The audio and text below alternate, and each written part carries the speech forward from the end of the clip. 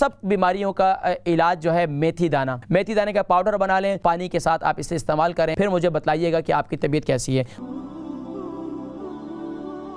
मेरे से खड़ा नहीं हुआ जाता, मेरे पैर सो जाते हैं। अच्छा ये बताएं 5 कि मिनट भी नहीं खड़ा हुआ जाता मेरे से कि मैं चाय बना लूं, और क्या नाम है, मेरे पैर ऐसे हो जाते हैं जैसे बिल्कुल डेड हो गए।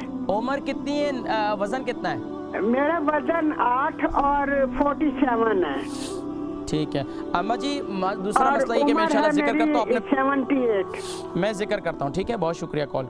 बहन है हमारी अम्मा जी कमर निसा, वो सबसे पहले शिकवा कर रही थी आप बहुत जल्दी जल्दी बोलते हैं। असल में क्या करें, अभी आपके सामने प्रोग्राम का टाइम ख़त्म हो गया, अभी कॉल्स भी बाकी हैं, तो अब कोशिश ये होती है कि मैं जल्दी जल्दी सबके जवाब भी दे दूँ, लेकिन माजरत ख्वाह हूँ, मैं इंशाल्लाह कोशिश करूँगा कि इस पर मज़ीद मैं अमल करूँ कि मैं आहिस्ता आहिस्ता जो आप हज़रात को जवाब दूँ।